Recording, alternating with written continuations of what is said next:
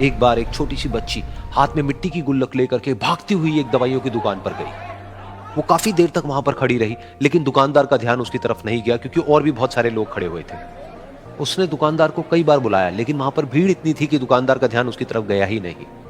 और फिर उस बच्ची को थोड़ा सा गुस्सा आया तो उसने अपनी मिट्टी की गुल्लक लेकर के वहीं काउंटर पर जोर से रख दी, जिसके बाद में जो दुकानदार था और जितने भी लोग खड़े थे वो सब उस बच्ची की तरफ देखने लग गए। और फिर उस दुकानदार ने उस बच्ची से पूछा, बेटे आपको क्या चाहिए?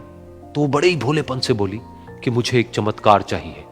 ये सुनकर के दुकानदार को कुछ समझ नहीं आया, ना ही वहां पर जो लोग थे उनको कुछ समझ में आया, और सब उसकी तरफ देखने लग गए। फिर दुकानदार ने बोला, बेटे चमत्कार तो यहाँ पर नहीं मिलता है।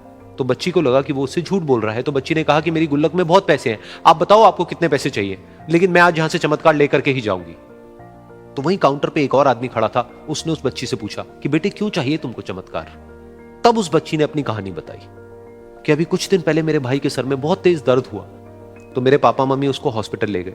उसके बाद कई दिन तक मेरा भाई घर नहीं आया। तो मैंने कई बार अपने पापा से पूछा, लेकिन उन्होंने मुझे कुछ नहीं बताया।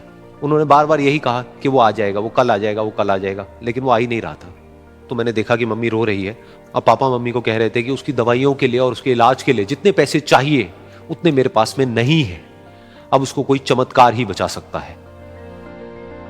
तब मुझे लगा कि अगर मेरे पापा के पास में इतने पैसे नहीं भी हैं तो क्या हुआ, मेरे पास में तो है। तो मैंने जितने भी पैसे जोड़ रखे हैं वो सारे लेकर के मैं इस दवाई की दुकान पर आई। फिर उस आदमी ने उस बच्ची से पूछा, कितने पैसे हैं तुम्हारे पास में? ये सुनते ही उस बच्ची ने अपनी गुल्लक उठाई, जमीन पर फेंकी और तोड़ दी और पैसे गिनने लग गई। बाकी सब लोग खड़े होकर के उसको देख रहे थे। थोड़ी देर बाद उसने सारे पैसे अपने हाथ में इकट्ठे किए और बोली, मेरे पास में पूरे 19 रुपए हैं। वो जो आदमी वहां पर खड़ा था वो थोड़ा सा मुस्कुराया और बोला कि अरे तुम्हारे पास में तो पूरे पैसे हैं, इतने का ही तो आता है चमत्कार। ये सुनकर के वो बच्ची बहुत खुश हो गई और बोली कि चलो मैं आपको अपने पापा से मिलवाती हूं।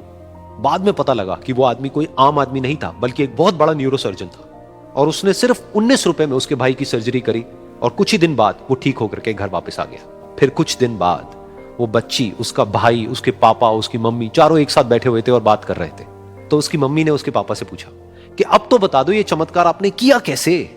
तो उन्होंने अपनी बेटी की तरफ देखा और बोले, ये चमत्कार मैंने नहीं, इसने किया है।